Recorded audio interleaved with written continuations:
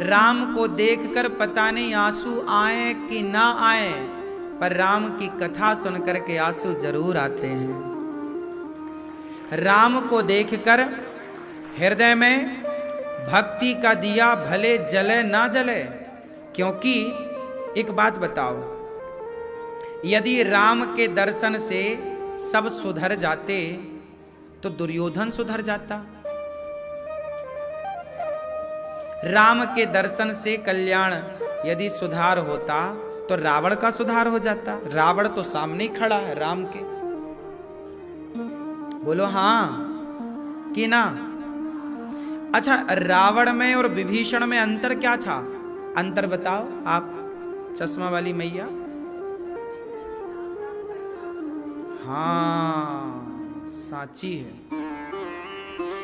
रावण और विभीषण में केवल इतना अंतर था कि रावण राम को जानता तो था, पर राम की कथा नहीं सुनता था।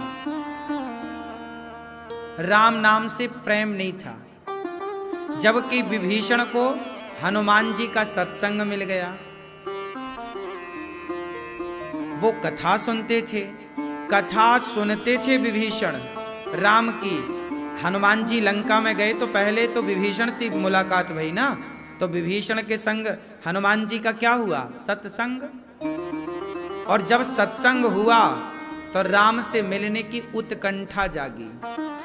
अच्छा, रावण के साथ सत्संग हो नहीं पाया, क्योंकि रावण के संग सत्संग करने गए तो थे हनुमान जी, पर उसने तो बांध के खड़ा कर दिया हनुमान जी को और कहा कि आग लगा दो। अब वहां सत्संग कहां हुए जहां आग लगाने की बात हो रही हो। रावण भी यदि भगवान की कथा सुन लेता, रावण भी यदि भगवान की कथाएं सुनने लग जाता, तो रावण का हृदय भी बदल जाता, परिवर्तित हो जाता। क्योंकि सत्संग भगवान के दर्शन से ज्यादा महत्व रखता है। बात सही है? शबरी को क्या मिला? शबरी को पहले, ए भैया आवाज ना आई, ठीक नहीं आ रही है जैसी आनी चाहिए। शबरी गूंज रही है। शबरी को पहले सत्संग मिला कि राम मिले? उत्तर क्या मिला? शबरी को पहले मतंग ऋषि मिले। शबरी के गुरु कौन? मतंग जी की तो आश्रम में रही ना माता शबरी वर्षों तक। पहले गुरु की सानिध्यता मिली। पहले गुरु जी ने राम जी की कथाएं सुनाई, राम जी का नाम सुनाया, फिर कहा कि अब ये नाम जपना और इंतजार करना, तेरे घर राम आएंगे। देखो, शबरी ने नाम जपा, देखो कथाएं सुनी, राम मिल गए। अरे और तो छोड़ो, हनुमान जी को डायरेक्ट राम नहीं मिले, पहले हनुमान जी को राम जी की कथा मिली। नहीं मिली? हनुमान जी राम कथा सुनवे को रसिया, राम कथा सुनवे को रसिया, राम लखन सीता मन। तो ये रसिया है किसके? राम के रसिया नहीं है, राम कथा के रसिया हैं। राम के रसिया राम को देखें। राम जी ने हनुमान जी से कहा चलो हम साकेत ले चलें। हनुमान जी ने कहा वहां आपकी कथा है? राम जी बोले कथा नहीं, वहां तो हम ही हैं। तो हनुमान जी बोले हम आपको कब तक देखेंगे, कितना देखेंगे? आपको देखेंगे तो हो सकता है आपको देखकर पेट भर जाए, लेकिन आपकी कथा सुनकर के हमारा पेट कभी नहीं भरता। इसीलिए हम यहीं रहेंगे, आप जाओ। बोले आप जाओ, हम यहीं रहेंगे। तो कब तक रहोगे हनुमान यहाँ? हनुमान जी बोले कि जब तक भगवान की कथा इस धरती पर रहेगी, तब तक हनुमान जी इस धरती पर रहेंगे। भगवान की कथा देखो ना, हम 3 घंटे क्या करेंगे अब? 3 घंटे हम भगवान की चर्चा करेंगे और 3 घंटे चुटकियों में निकल जाएंगे। 3 घंटे आप कथा सुन सकते हैं, पर किसी भी मंदिर में आप 3 घंटे रेगुलर दर्शन नहीं कर सकते, है ना? प्रैक्टिकल करके आप देख लो। इसलिए राम से अधिक राम कर नामा, राम के नाम में ज्यादा शक्ति है, राम की कथा में ज्यादा शक्ति है। और सुनो, जहां नाम होता है, अच्छा एयरपोर्ट जो होता है, एयरपोर्ट आप जाते हैं तो वहां देखा होगा अंदर ना एक रडार घूमता रहता है। क्या घूमता है? एक रडार होता है, एक प्रकार का सिग्नल है जो कि सारी फ्लाइटों को सिग्नल भेजता है।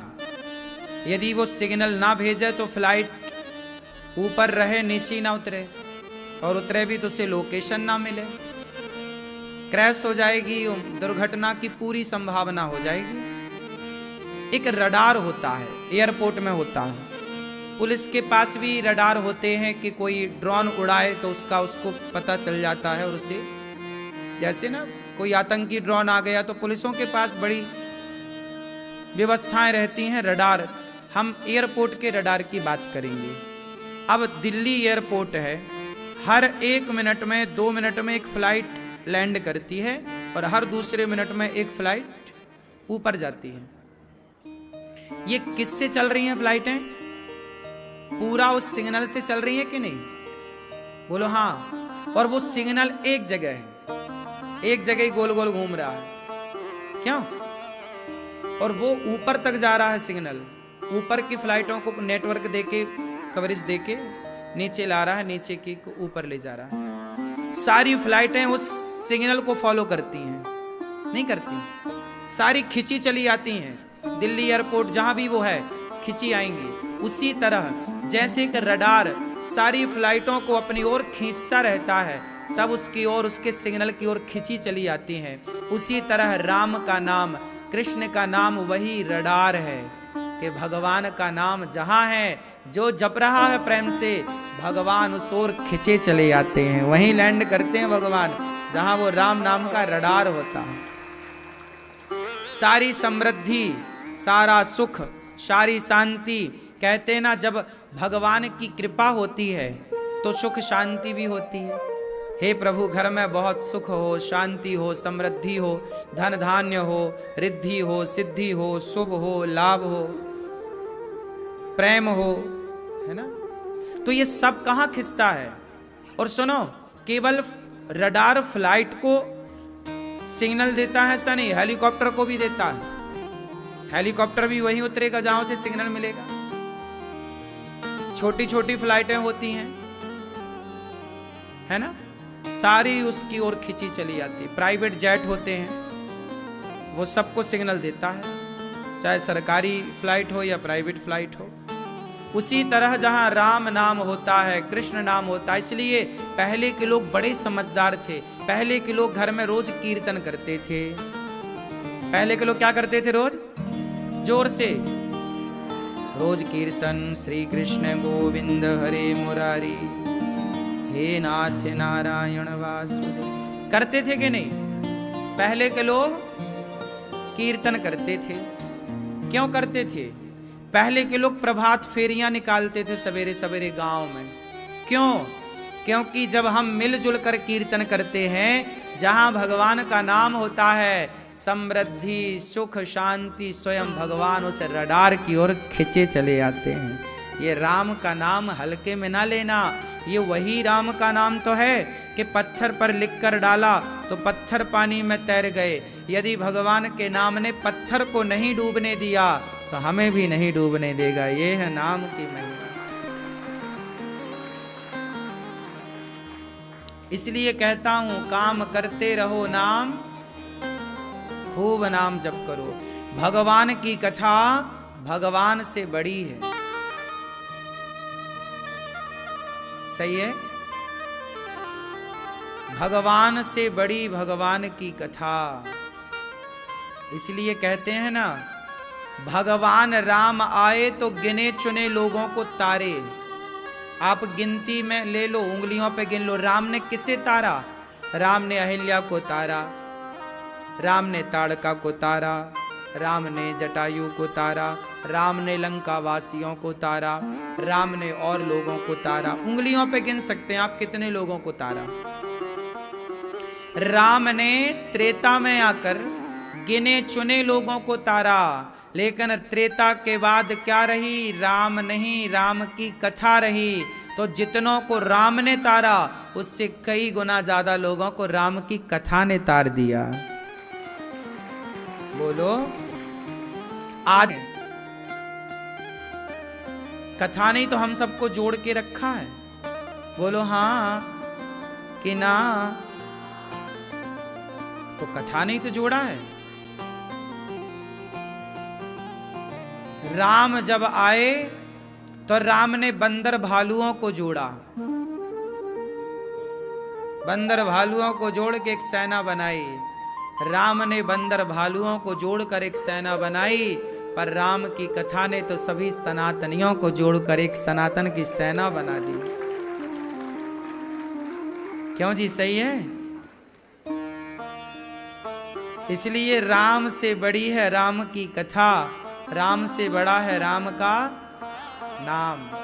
इसलिए कहता हूं, भगवान के नाम से बहुत प्यार करो। भगवान, तुलसीदास जी कहते हैं, एक घड़ी आधे घड़ी आधे की पुनियाद, तुलसी चर्चा राम की हरहि कोटि अपराध। भगवान की कथा थोड़ी ही सही रोज जहां होती है, वो धरती एक अलग सी एनर्जी से परिपूर्ण हो जाती है। अब आप यहाँ बैठे हैं ना, यहाँ नित्य कथा ही होती है इस प्रांगण में। ये वृंदावन का जो वातावरण है ना, आप लोग पता नहीं आपकी सिग्नल काम करता है कि नहीं, हमारा सिग्नल तो काम करता है। हम लोग ना जहाँ जाते हैं ना, वहाँ हम लोग ये देखते हैं कि यहाँ कितनी पॉजिटिविटी है।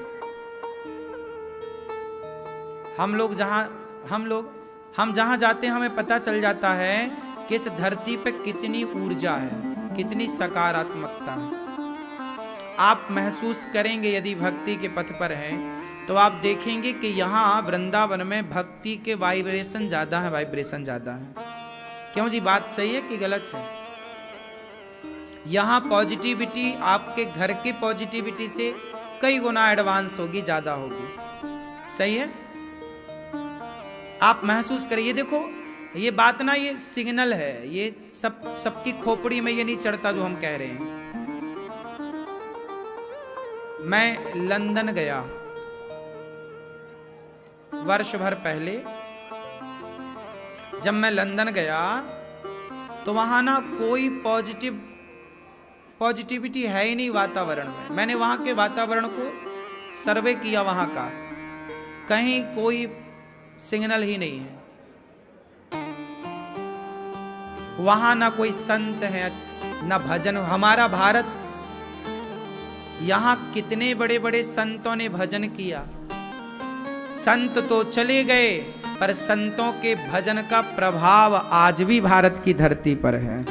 इसलिए हमारा भारत आज भी भरा पड़ा है भक्ति और प्रेम से, लेकिन तीर्थों में ज्यादा है, क्योंकि सब भक्त लोग यहां आते हैं। इस धरती का ऐसा कोई साधु नहीं, संत नहीं जो वृंदावन न आया हो। भगवान कृष्ण का अवतार हुआ तो यहां शंकर जी आए, सभी देवी देवता आए, तो सब आए ना, तो उनका एक वातावरण जो बना वो इस भूमि पर, इस माहौल में आज भी है। इसलिए घर में आप भजन करोगे ना, ध्यान नहीं लगेगा, लेकिन तीर्थों में आप ध्यान लगाओगे, ध्यान जल्दी लग जाएगा। आप प्रैक्टिकल करके देख लेना, क्योंकि यहां नेटवर्क है, यहां रडार मिल रहे हैं, सिग्नल मिल रहा है पॉजिटिविटी का। बात सही है? घर पे आप ध्यान करो, आंखें बंद करो, 17 विचार आएंगे, पर वृंदावन धाम में जरा आपके अंदर भक्ति होनी चाहिए, क्योंकि रडार यदि सिग्नल छोड़ रहा है यहाँ से एयरपोर्ट से, तो उसका सिस्टम एक फ्लाइट के भीतर भी तो है ना कि जो उसे कैप्चर करे। अब भेजे जा रहा पर फ्लाइट में है ही नहीं कुछ, तो कैप्चर क्या करेगा? तो आपके भीतर भी थोड़ा होना चाहिए कि यहाँ से जो सिग्नल निकल रहे हैं पॉजिटिविटी के, वो आप थोड़ा उसे देख पाओ, समझ पाओ। अब आपके अंदर भी बिल्कुल पॉजिटिविटी नहीं है तो ये रडार काम ही नहीं करेगा। तो आपके अंदर थोड़ी भक्ति हो और थोड़ी भक्ति के वातावरण यहाँ है, तो दोनों जब मिलेंगे तो आप, इसलिए लोग कहते हैं, सारे लोग कहते हैं 99.99 लोग कहते हैं कि वृंदावन आने के बाद यहां से जाने का मन नहीं करता। ऐसा लोगों से मैंने सुना। क्यों कहते हैं? कुछ तो बात है। क्यों जी?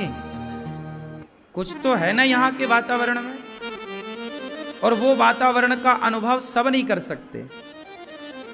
अब जो काम वासना से भरा पड़ा है, जो विकारों से भरा पड़ा है, जो यहाँ आकर भी विषय विकार ही देख रहा है, उसे ये सिग्नल टच नहीं करते।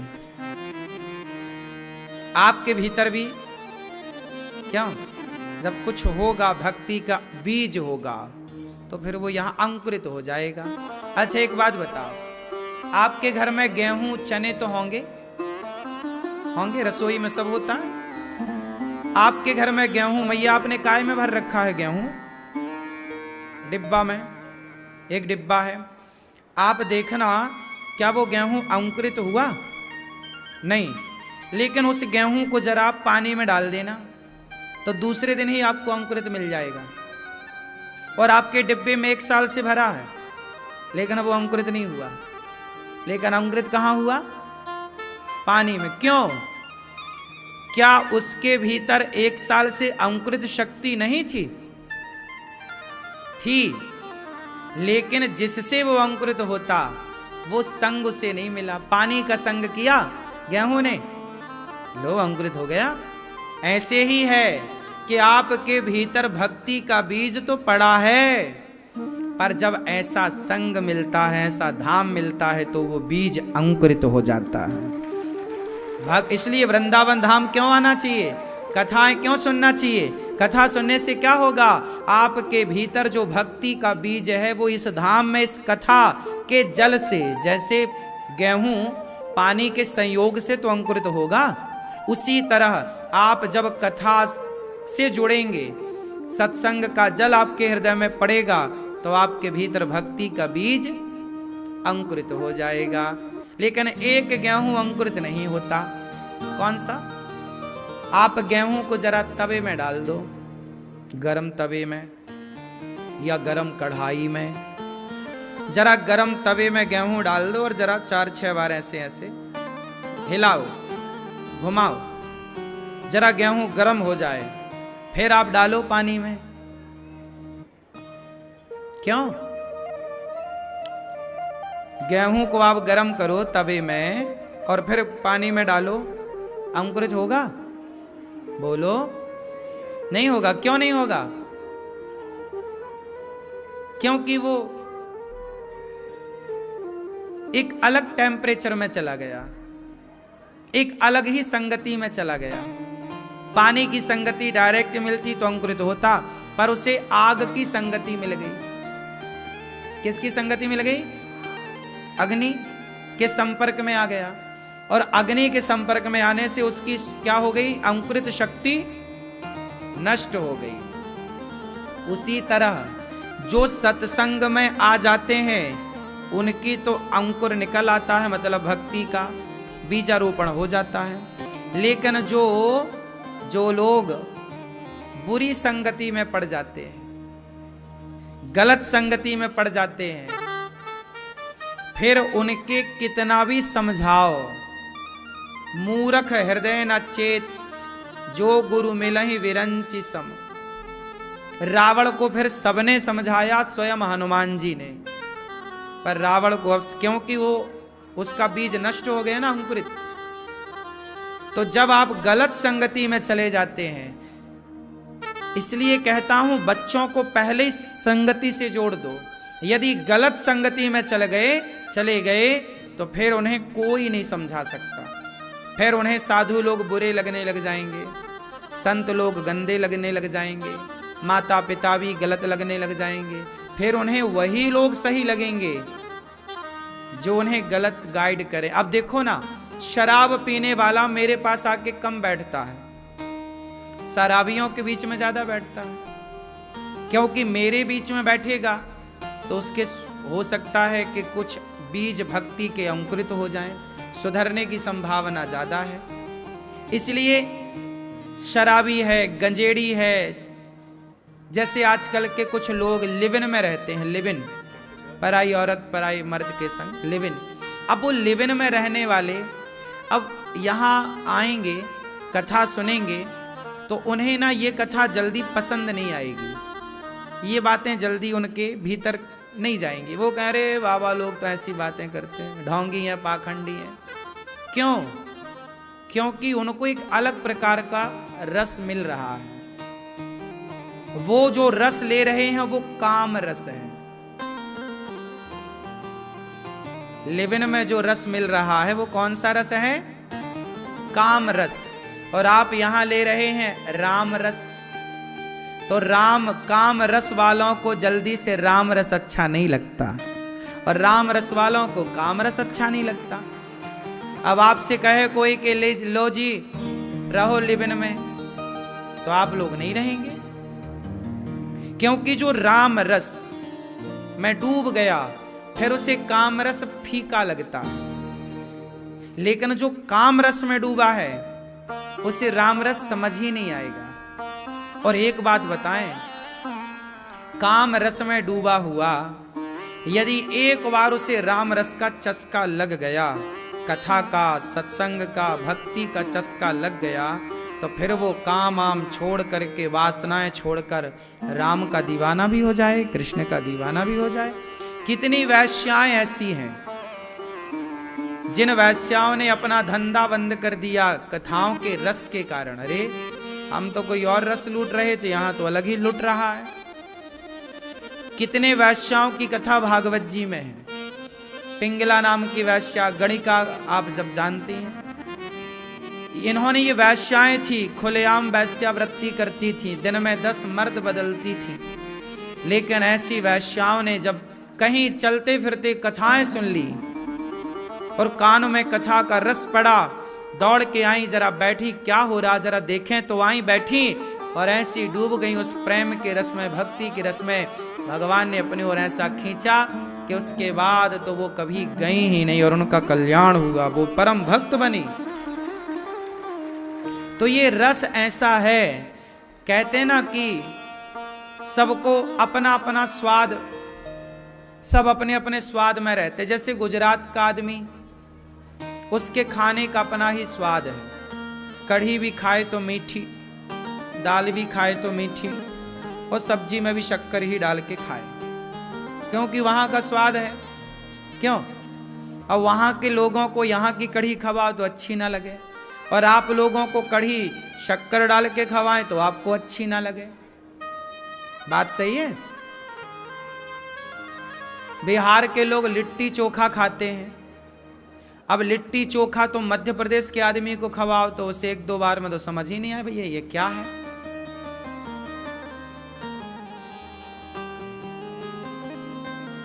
भारत के कुछ कोने में दाल बापले चलते हैं। दाल बापले जानते हैं? हमने जब पहली बार सुना दाल बापरे तो उसका सुना दाल बापरे, हमने कहा ये बापरे क्या है भाई? बापरे बन के आया, ऐसा लगा कच्चा आटा है। शुरू में अच्छा नहीं लगा, लेकिन जब उसे खाते गए तो फिर हम भी उसके दीवाने हो गए। दाल बापले अच्छे लगने लग गए। ऐसे ही मैं महाराष्ट्र गया तो वहां ना कोई भी फंक्शन होगा, कुछ भी होगा तो बैगन चलता है। क्या चलता है? बैगन। आप में से है कोई महाराष्ट्र का? बैगन चलता ना वहां। अब हम जब गए वहां तो हमें वो बैगन अच्छा ना लगे, लेकिन फिर रहे वहां, रहते रहते खाते खाते हमें अच्छा लगने लग गया। बात सही है। कोई भी चीज हमारी बॉडी, हमारा शरीर जिस चीज का आदी हो जाता है, यदि हमारे शरीर को उसके विपरीत कुछ मिलता है तो वो जल्दी से हमारा शरीर उसे एक्सेप्ट, स्वीकार नहीं करता। लेकिन जब हम उसे धीरे धीरे स्वीकार कराएंगे तो हमारी बॉडी उसका अनुकूलन, इसे कहते हैं गिरगिट का अनुकूलन। इस सिद्धांत को क्या कहते हैं? गिरगिट का अनुकूलन। ये हमने 9वीं कक्षा में पढ़ा था। जैसे गिरगिट हरियाली में जाएगी तो वो अपनी बॉडी को हरा कर लेती है, वो लाल पत्तों में जाएगी तो अपनी बॉडी को लाल कर लेती है, वो अनुकूल है। जैसे ऊंट का अनुकूलन, ऊंट एक बार पानी पीता है तो 25 दिन तक बिना पानी पिए रह सकता है। वो अपने भीतर इतना पानी स्टोर कर लेता है कि वो वही पीता रहता फिर भीतर से। ऐसा मैंने ऊंट का अनुकूलन में 9वीं कक्षा में पढ़ाई की थी। ये सब गिरगिट का अनुकूलन, ऊंट का अनुकूलन, उस माहौल में रहने का आदी हो जाना, हाँ या ना? उसी तरह जो भक्ति के रंग में नहीं रंगे उन लोगों को चाहिए कि वो थोड़ा थोड़ा कथा आप 10 मिनट सुनो, 20 मिनट सुनो, और जब धीरे धीरे आप आदी हो जाओगे तो फिर गारंटी के आप बिना कथा के, बिना भगवान के भक्ति के रह नहीं सकते। और जब ऐसी आदत लग जाएगी तो जीवन का उत्थान होता है, कल्याण होता है। हमारे कथा में परीक्षित बन करके देखो, श्रीमती मीना जैन, मीना मैया आई हैं। दिलीप जैन जी पटना बिहार से आए हैं। लिट्टी चोखा का नाम चला तो देखो मैया पटना से ही है। 25 नवंबर को मतलब आज इनकी 40वीं वैवाहिक वर्षगांठ है, एनिवर्सरी है आज, है शादी की सालगिरह है। और देखो विवाह के इस पर्व पर इन्होंने 40वीं वर्षगांठ पर इन्होंने ये सुंदर सी भागवत जी का आयोजन कराया है कि इनके द्वारा इनका परिवार परिकर पूरा देश कथा सुने। यही है सबसे बढ़िया अपने त्योहार, अपने उत्सव को सेलिब्रेट करना कथा से। क्यों जी? भगवान आपको गंगा यमुना की तरह आप दोनों की जोड़ी बनी रहे, आप सदा सुखी स्वस्थ रहें, बच्चे आपके खूब प्रसन्न रहें। कहते हैं ना, माँ बाप के पुण्य से बच्चे भी तरक्की करते हैं और उनका उत्थान होता है, विकास होता, विकसित होते हैं। श्रीमती ज्योति जैन जी, श्री कन्हैया जैन आप पुत्र हैं। श्रीमती मेघा जैन जी, सौरभ जैन जी कहाँ हैं? श्रीमती कीर्ति जैन जी और रचित जैन जी, समस्त जैन परिवार अपने पितरों के लिए, उनके कल्याणार्थ इन्होंने ये सुंदर सी भागवत जी का आयोजन कराया है। जैन परिवार के लिए सुंदर तालियां। भगवान आपको सुखी और स्वस्थ रखें, भगवान की कृपा सदा आप पर बनी रहे। भागवत जी की कथा जब आप सुनते हैं ना तो भगवान की कृपा आप पर तो होती है, पितरों को भी भागवत जी कृतार्थ करती हैं। आप सब बड़े भाग्यशाली हैं कि बिहारी जी ने आपको बुलाया। कहते हैं बिहारी जी की महफिल को बिहारी जी ही सजाते हैं और वृंदावन वही आते हैं जिन्हें बिहारी जी बुलाते हैं। आपको बुलाया, चले आए। आप सबको बुलाया, अरे आप तो जाने ही लग गए हैं। अच्छा, ट्रेन टाटा, जल्दी आइयो। साथ ही भगवान आपको सुखी बनाएं, सुखी रखें, प्रसन्न रखें, यही आप सबके लिए आशीर्वाद। साथ ही श्री भास्कर साहब जी रायपुर छत्तीसगढ़ से हैं, आप कथा का रसपान कर रहे हैं। श्रीमती भारती साहब जी, आप भी भागवत जी के परीक्षित बन के कथा का रसपान अपने घर की सुख शांति और पितरों के उद्धार के लिए कार्य कर रहे हैं। भगवान आपको सुखी रखें। जैसे गंगा का जल जो पिए सबकी प्यास बुझती है, ऐसे भागवत की गंगा में जो डुबकी लगाए सबका उत्थान, सबका उद्धार, सब पर कृपा होती है। श्रीमती कमला देवी साहू, श्री अरुण कुमार साहू और श्रीमती रेवती बाला साहू जी, स्वर्गीय डॉक्टर पूर्वा साहब पुत्री की आत्मा के उद्धार के लिए श्रीमती रेखा साहू, श्री दुर्गा प्रसाद आदि समस्त परिवार कथा की गंगा में आप डुबकी लगा रहे हैं और अपने जीवन को कृतार्थ कर रहे हैं। तो साव परिवार के लिए भी बहुत बहुत साधुवाद। आप सब पर बिहारी जी की कृपा बनी रहे, आप भी खूब तरक्की करें, खूब सुखी रहें, समृद्धवान रहें, भागवत जी की कृपा आप पर बनी रहे। बिना भगवान की कृपा के भागवत संभव नहीं है। आप लोग आए नहीं हैं वृंदावन, बिहारी जी ने बुलाया है कि चलो जी अब आओ। आए नहीं हैं, बिहारी जी बुलाते हैं आपको। और आप सब पर बिहारी जी की ऐसी ही कृपा बनी रहे। यहाँ भागवत जी के पोथी पाठ भी बैठे हैं और आप जितने भक्तों ने यहाँ पोथी पाठ रखा है, आप सब अपने पितरों के लिए, घर की सुख शांति समृद्धि के लिए इन्होंने आप सब ने जो कार्य किया वह निश्चित ही उत्तम है। आप जिस कामना से यहाँ भागवत जी का पाठ करा रहे हैं, भागवत जी आपकी समस्त कामनाएं पूरी करें, यही भागवत जी से प्रार्थना है।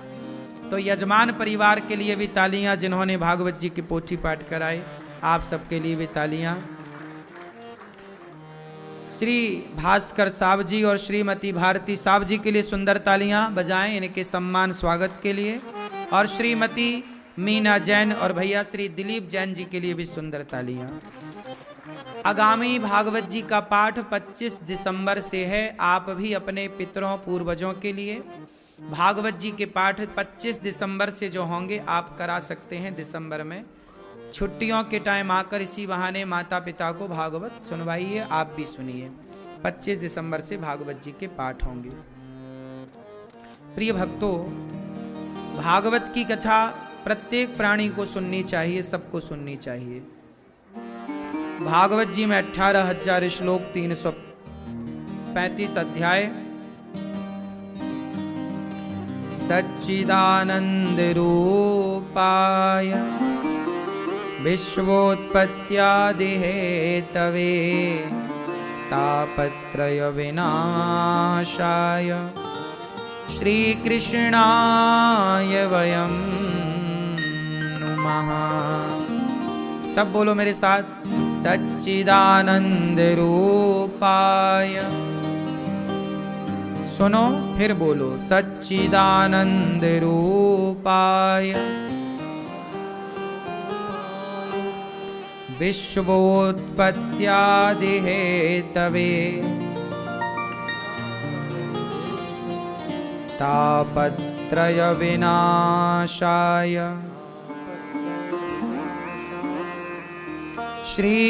श्रीकृष्णाय वयं नुमः।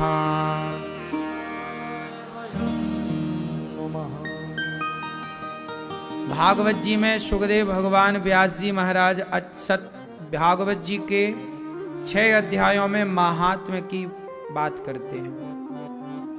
भागवत जी की महिमा क्या है? सच्चिदानंद, सतचित आनंद, सच्चिदानंद। भगवान सत्य स्वरूप, चित स्वरूप, आनंद स्वरूप है। सत, देखो जब तक व्यक्ति सत्य के राह पर नहीं चलता, सत चित आनंद, पहले नंबर पर है सत्य। सत्य के राह पर जब तक व्यक्ति नहीं चलेगा तब तक उसकी चेतना नहीं जागेगी, ज्ञान की चेतना, भक्ति की चेतना नहीं जागेगी। और जब ज्ञान और भक्ति की चेतना जब तक नहीं जागेगी तब तक उसे आनंद की प्राप्ति नहीं हो सकती। इसलिए पहला है सत, दूसरा है चित, तीसरा है आनंद। सत चित आनंद, पहला दूसरा तीसरा। सच्चिदा, भगवान का एक नाम है सच्चिदानंद। क्या नाम है? क्या नाम, क्या मतलब हुआ सच्चिदानंद की? जरा संधि विच्छेद करें तो क्या निकल कर आएगा? सत चित आनंद। 3 आ गए ना। अब ये तीनों में सबसे पहले क्या आया? सत। तो हमें सत्य के राह पर चलना है। जब सत्य के राह पर चलोगे तो चित्त में से चेतना, हमारे भीतर ज्ञान की चेतना आएगी, प्रेम की चेतना, भक्ति का संचार होगा। तो चेतना, लोग कहते हैं ना कि भाई अपने भीतर के ज्ञान को चिताओ, मतलब ज्ञान को बढ़ाओ। चित्त मतलब होता है प्रकाश। प्रकाश चाहे भक्ति का हो या ज्ञान का, कोई भी अर्थ आप कर सकते हैं। तो जब तक सत्य के राह पर नहीं चलते तब तक भक्ति प्रेम की चेतना नहीं जागती, और जब तक भक्ति प्रेम की चेतना नहीं जागेगी, तीसरे नंबर पर है आनंद। सत्य चित आनंद। अच्छा देखो, आनंद से शुरू है हमारी बात। ये भागवत जी की शुरुआत हो गई। कहां से शुरुआत हुई?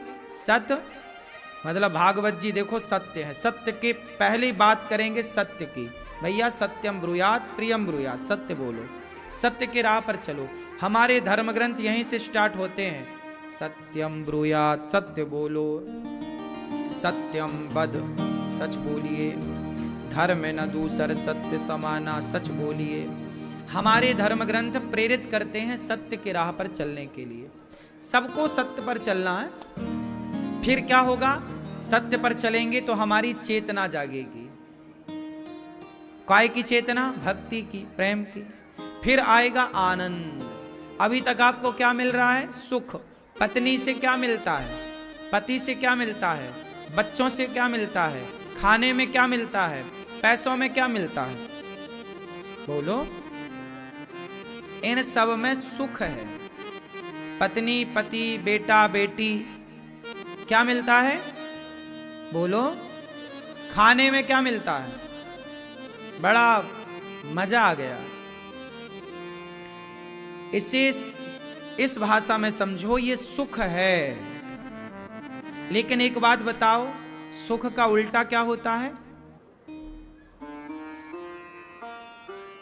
यदि आपके पास सिक्का है, ये वस्तु है, तो इसके दोनों ही तो पहलू होंगे ना। सिक्के के दोनों, यदि आपके जेब में सिक्का है तो एक पहलू नहीं है सिक्के का, दोनों ही आपके जेब में है। हाँ या ना? आप यदि सुख की तरफ बढ़ोगे तो दुख आपको अपने आप मिलेगा, क्योंकि सुख का दूसरा पहलू दुख ही है कि नहीं? दिन है तो दिन का दूसरा पहलू रात है। सुख का उल्टा क्या है? जोर से। और दिन का, ये दो पहलू हैं। ये एक दूसरे के बिना रह नहीं सकते। रात के बिना दिन रह ही नहीं सकता। क्यों मेरी मां? रह सकता है? जैसे रात के बिना दिन नहीं रह सकता, ऐसे दुख के बिना सुख नहीं रह सकता। जैसे हानि का क्या हुआ? बोलो। लाभ। दोनों पहलू हैं, हानि लाभ, सुख दुख। जब आप सुखी होते हैं तो एक पहलू दिख रहा है आपको, हम बड़े सुखी हैं, बड़े सुखी, लेकिन नहीं, इसके साइड में एक दूसरा पहलू भी छिपा है दुख का, जो आज नहीं प्रकट हो रहा है पर होगा। इसलिए कहता हूं, सुख के चक्कर में मत पड़ो। हमारे शास्त्र कहते हैं कि भगवान की शरण में आओगे तो सुखी ना बनोगे। भगवान आपको सुखी नहीं बनाते, आपको सुख नहीं देते। भगवान की कथा, भगवान की भक्ति, भगवान आपको आनंद देते हैं, सच्चिदानंद। क्या देते हैं? चलो बताओ, आनंद का उल्टा बताओ। आनंद का दूसरा पहलू क्या है? सुख का दुख था, दिन का रात। आनंद का बताओ, बोलो। आनंद का उल्टा करो जरा, बोलो।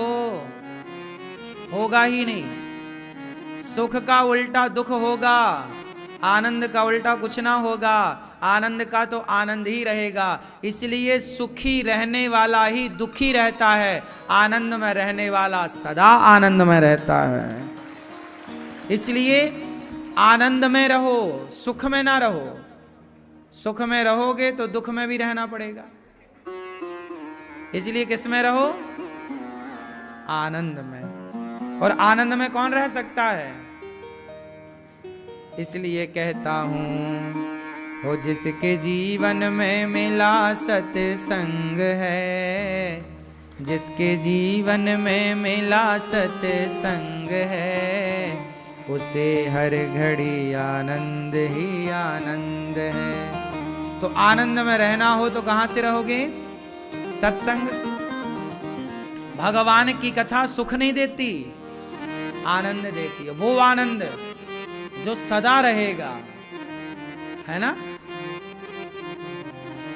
देखो, ऊंचाई, सबसे ऊपर कौन जाती है? पेड़ पौधे ऊंचे जाते हैं कि पतंग ऊंची जाती है? ऊंचा कौन है? पतंग ऊंची है ना? बोलो। अच्छा, पीपल ऊंचा है ना कि नहीं है? पीपल, वट, वट मतलब वट वृक्ष, वट वृक्ष समझते हैं ना? बरगद, वट समझते हो? पीपल है, वट वृक्ष है, ये भी ऊंचे होते हैं। लेकिन पतंग तो बहुत ऊंची जाती है। अच्छा ये बताओ, पतंग जैसी ऊंचाई चाहते हो कि पीपल वटवृक्ष जैसी ऊंचाई चाहते हो? बोलो जोर से। हाँ, पतंग की ऊंचाई सदा ना रहेगी, पर पीपल वटवृक्ष की ऊंचाई सदा रहेगी। सदा मतलब 1000 साल 500 साल तो उनकी आयु है ही। हमसे तो बड़े आयु वाले हैं पीपल और वटवृक्ष। सदा मतलब हम ये नहीं कह रहे हैं कि लाखों साल रहेंगे, वो भी सूख जाते हैं। लेकिन हम अपने से तुलना करें 100 साल से, तो हमसे तो ज्यादा है, तो सदा मान लो थोड़ी देर के लिए। तो पीपल की ऊंचाई सदा के लिए है, वटवृक्ष की ऊंचाई सदा के लिए है, जबकि पतंग की ऊंचाई, देखो पीली मैया चश्मा लगाए सिर में, सिर ऐसे हिला रही हैं जैसे सुन रही हो जबकि सो रही हैं। पीली मैया, और देखो सोते सोते भी हाँ बुद्धू बना रही है मैया।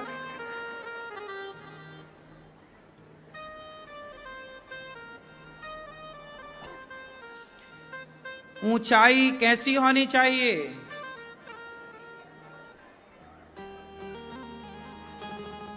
पतंग की ऊंचाई मायने नहीं रखती, क्योंकि पतंग अपने से थोड़ी ऊंची होती है, उसकी ऊंचाई किसी की उंगलियों पर होती है। कोई उसे नचा रहा होता है, कोई उसे उड़ा रहा होता है, कोई उसे लड़ा रहा होता है। जब चाहे लड़ा दे, जब चाहे तुम्हें नीचे कर ले, ऊंचा कर ले। वो अपनी उंगलियों पर इशारों पे नचा रहा है। लेकिन जो पीपल है, वटवृक्ष है, पेड़ ना जितना ऊपर उठा है उतने नीचे गड़ा है,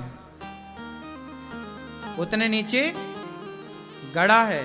जो जितने नीचे गड़ता है ना मेरी माँ, वही उतने ऊंचे उठता है। इसलिए ऊपर उठने के लिए नीचे गड़ना पड़ता है, अपने काम को तरीके से करना पड़ता है। गड़ना मतलब अपने को खपाना पड़ता है, डुबाना पड़ता है काम में। जो सफल हैं उनकी सफलता की ऊंचाइयां दिख रही हैं, लेकिन उनकी जो मेहनत, जो गड़े, वो अपनी काम में गड़ गए। मैं अपना काम इतने बेहतर तरीके से करूं, मैं अपना काम बेहतर तरीके से कब कर सकता हूं? जब मैं अपने काम को प्यार करूंगा, गड़ूंगा। आजकल के लड़के क्या कहते, महाराज जी काम में मन नहीं लगता, तू तरक्की कर ही नहीं पाएगा, क्योंकि तुझे गड़ना नहीं आया। मेहनत, काम में मन नहीं लग रहा, ये तो तुमने गजब की बात कह दी। हमसे पूछो हम अपने काम को कितना प्यार करते हैं। हम कथा सुनाते हैं, ये दास अनिरुद्ध आपकी सेवा करता है, लेकिन देखो अभी इसके पहले परसों तक एक ही दिन में 2 कथाएं थी, सुबह 10 से 1 तक ददरुआ धाम में और दूसरी 3 से 6 बजे तक ग्वालियर में। 50 किलोमीटर आना, 1 घंटा आना, 1 घंटा जाना, 3 घंटे कथा कहना, फिर 3 घंटे कथा कहना और शाम को 1 घंटा प्रश्नोत्तरी करना। क्यों हमने किया ये सब काम? प्रश्नोत्तरी का तो हमें कोई पैसा भी नहीं देता, फिर भी हम करते हैं। क्यों? अपने काम से बहुत प्यार करते हैं, अपने काम के प्रति ना हम गड़े हैं। जैसे पीपल गड़ा है जमीन पर, बट वृक्ष की जड़ें गड़ी हैं। जो आदमी, अब देखो परसों ही आए हम, वहां से चले तो हम सवेरे 5:30 बजे पहुंचे, कल सुबह 5 बजे। और सुबह 5 बजे पहुंचने के बाद हम 8:45 बजे अपने काम में आकर के बिल्कुल दिन भर के लिए गड़ गए। ऐसा नहीं कि हम लेट आए हैं तो चलो आज सोते हैं, संडे मनाते, नहीं, हमारा कोई संडे भी नहीं होता। 5:30 बजे आए, पूरी रात रास्ते में थे, सोए नहीं। गाड़ी में बैठे बैठे आदमी एक आध झपकी लिए हों तो अलग विषय है, एक आध घंटे सोए हों तो अलग विषय है। आए 5:30 बजे, आके सबसे पहले स्नान किए और थोड़ा सा लेटे बिस्तर पर, 1-2 घंटे सोए, फिर अपने काम के प्रति खड़े हो गए। फिर दिन भर काम, जैसा रोज का शेड्यूल वैसे काम। और आज फिर आपके बीच में कथा सुनाने लग गए। आप लोग काम करते हैं 6 दिन, तो सरकार भी आपको संडे की छुट्टी देती है कि भाई एक दिन रेस्ट करो। फ्लाइट उड़ाने वाला जो होता है ना, क्या बोलते हैं उसको, पायलट यदि 4 घंटा फ्लाइट उड़ाता है ना, तो उसको 12-15 घंटे की छुट्टी मिलती है कि भाई तुम 4 घंटा काम किए हो, चलो अब छुट्टी पे रहो। पेमेंट पूरी मिलती है उसको, लेकिन छुट्टी पे है, उसको रेस्ट करना है। ठीक है, हम ये नहीं कहते कि आपको रेस्ट नहीं करना चाहिए, रेस्ट करना चाहिए, शरीर को आराम जरूरी है। लेकिन हम केवल ये बता रहे हैं कि हम अपने काम से कितना प्यार करते हैं। हम चाहें तो आराम भी करें, कौन रोकने वाला है? लेकिन नहीं, हमने आराम से पहले अपने काम को महत्व दिया। काम को महत्व ना देते तो आज यहाँ बैठकर आपके बीच में ना होते, इतनी बड़ी बड़ी सेवाएं ना हो रही होती।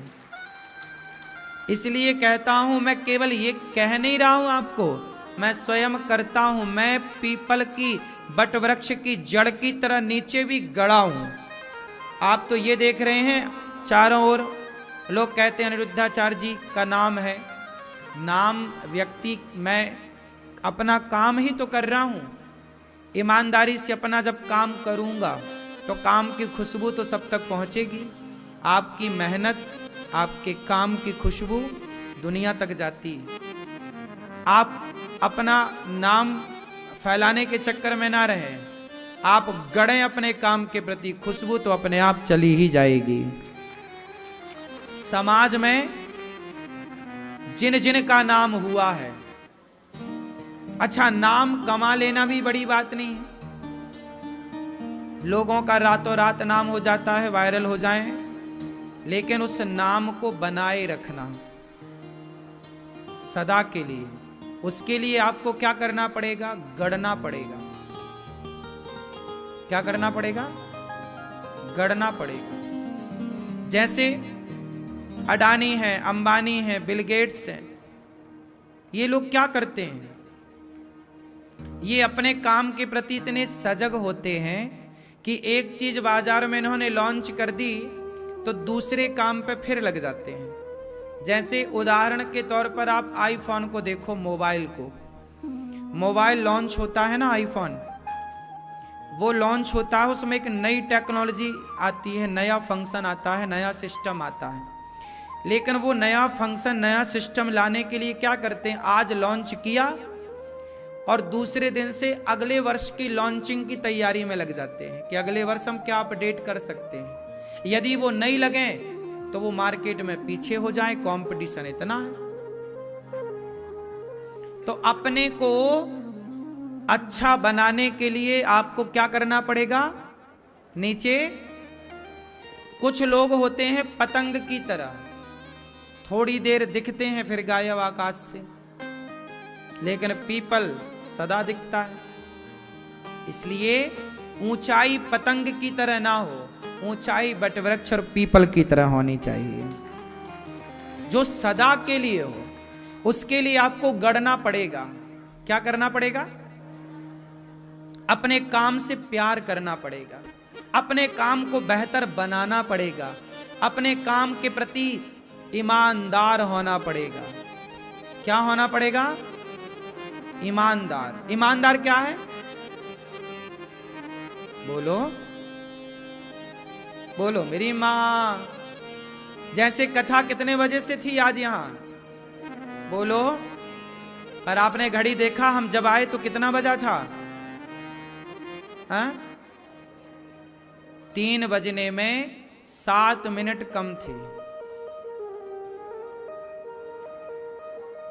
मतलब हम अपने काम में कितने बजे आ गए? 7 मिनट पहले। क्यों? क्योंकि हम अपने काम के प्रति ईमानदार हैं। वरना 3 बजे से कथा थी। हम आदमी तो 2-5 मिनट लेट ही चलता है। इस देश का आदमी 2-5 मिनट, बोलो, इस देश का आदमी 2-5 मिनट, लेकिन हम 5-7 मिनट पहले चलते हैं। यही है गणना, यही है अपने काम के प्रति ईमानदार होना। हम केवल कह के नहीं बता रहे हैं, आप हमारी ये छोटी छोटी चीजें नोट करिए। और मैं आज से नहीं, मैं 12 महीने आपको कथा सुनाता हूं, तो मंच में 12 महीने में 5 मिनट पहले, हाँ कभी किसी 2-4-6 महीने में कभी मैं 1-आध दिन लेट होता हूं, वो भी किसी विशेष, कोई आते आते रास्ते में कोई मिल जाए, कोई बूढ़ी अम्मा मिल गई, कोई मिल गया और वो बात करने लग गई, तो 2 मिनट 3 मिनट या 5 मिनट कभी लेट। कोई और विशेष काम हुआ तो 10 मिनट लेट, वो भी सालों में 1-आध बार ऐसा होता।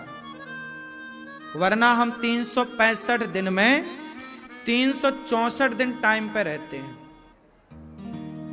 साल में एक बार, एक दिन का हम नहीं कह सकते किसी कारणवश हम लेट हो जाएं। तो ये क्या है? अपने काम के प्रति, बोलो। आजकल बैंक का मैनेजर भी टाइम से नहीं पहुंचता, बैंक के कर्मचारी भी टाइम से नहीं पहुंचते। 10 बजे बैंक खुलने का टाइम है, आपको 11 बजे ही आप चेक लगा पाएंगे। आप में से कुछ लोग होंगे जो ईमानदार होंगे काम के प्रति, टाइम से आते, टाइम से जाते, टाइम से। इसलिए जीवन में जो सफल है वो सफल इसलिए है कि वो टाइम समझता है। कहते हैं ना, वक्त, समय चला गया फिर नहीं आता। इसलिए जो व्यक्ति अपने टाइम के प्रति ईमानदार है वो व्यक्ति सफल होकर के ही रहेगा। आप टाइम, समय को बर्बाद ना कीजिए। समय को जिन्होंने सार्थक किया वो सफल हो गए, समय को बर्बाद किया परेशान है। बात सही है? कितने लोग इस बात से सहमत हैं? समय हमारा इंतजार नहीं करता, समय कभी हमारा इंतजार नहीं करता, हमें ही समय का इंतजार करना पड़ता है। और अच्छा समय सबके जीवन में आता है, लेकिन कुछ लोग अच्छा समय आने पर लापरवाह हो जाते हैं, आलसी हो जा रही है। अब तो संपन्नता आ गई, पैसे आ गए, अब तो सो मौज करो, अच्छे से बात नहीं करते, कल तक राम राम जिनसे करते, अरे तू तो 2 कौड़ी का, तू क्या जाने, मैं देखिए। उनके सुर बदल जाते हैं संपन्नता आने पर, सफलताएं आने पर। वो समय को अपने बाप की बफौती मानने लग जाते हैं, फिर वही लोग पीछे हो जाते हैं। लेकिन जो व्यक्ति अच्छे समय पर भी अपने काम को अच्छे से करता है, ईमानदारी से चलता है, वो सदा सफल रहता है। क्यों मेरी मां? सही है? बच्चों को ये सारी बातें समझाओ। आज का जो युवा है ना, वो इन सब बातों से बड़ा दूर है। आजकल का युवा 10 बजे तो उठता है, आज का युवा 10 बजे उठता है। सुनो, आज के लड़के जितने बजे सोकर उठते हैं ना, उतने बजे तक तो हमारा आधे से ज्यादा काम हम सवेरे का निपटा देते हैं। 12 महीने आज का युवा जितने बजे सो के उठता है, इतने बजे तक तो गौरी गोपाल आश्रम में 2 से 3 हजार लोग भोजन प्रसादी करके जा चुके होते हैं। उतनी देर में तो हम हजारों लोगों को भोजन बांट चुके होते हैं। इसलिए कहता हूं कि अपने बच्चों से कहो कि बेटा समय का सदुपयोग करो, अपने काम में इतना डूब जाओ, गड़ जाओ कि बगल में क्या हो रहा है हमें पता ही ना लगे। हमें बिल्कुल पता नहीं लगता कि क्या हम ना न्यूज सुनने का टाइम है, ना प्रपंच सुनने का टाइम, ना तुम अच्छे हो ना बुरे हो। आप अच्छे हैं इससे भी हमें कोई लेना देना नहीं, आप बुरे हैं इससे भी हमें कोई लेना देना नहीं। आप आए हैं, हमने आपकी सेवा की, आपको कथा सुनाई, अब आप अच्छे हैं कि बुरे हैं हमें इससे कोई मतलब नहीं। हम तो केवल कथा सुना के आपके भीतर अच्छाइयां भरना चाहेंगे। हम तो दे रहे हैं, लेना है लो, वरना जबरदस्ती भी किसी को पकड़ के नहीं बिठा रहे कि भैया नहीं बैठ, सुनना ही पड़ेगा। क्यों जी? सिंपल फंडा, सिंपल जिंदगी है, सिंपल विचारों के साथ मैं जीवन जीता हूं और इन विचारों को फॉलो करता हूं। आपसे बस इतनी सी मेरी प्रार्थना है कि आज के युवाओं को बस ये बताओ कि बेटा, आज के युवाओं को यही नहीं पता कि हमें करना क्या है, जाना कहां है, लक्ष्य क्या है। आज युवाओं से पूछो भैया क्या कर रहे हो, पता ही नहीं। जो कर रहे हैं वो सही कर रहे हैं, गलत तो नहीं, पता ही नहीं। आज लोगों का लक्ष्य तैयार नहीं है, क्लियर नहीं है, कहां जाना है। एक बात बताओ, जब धनुष चढ़ाने वाला बाण चढ़ाता है तो वो धनुष को देखता है कि बाण को देखता है कि लक्ष्य को देखता है?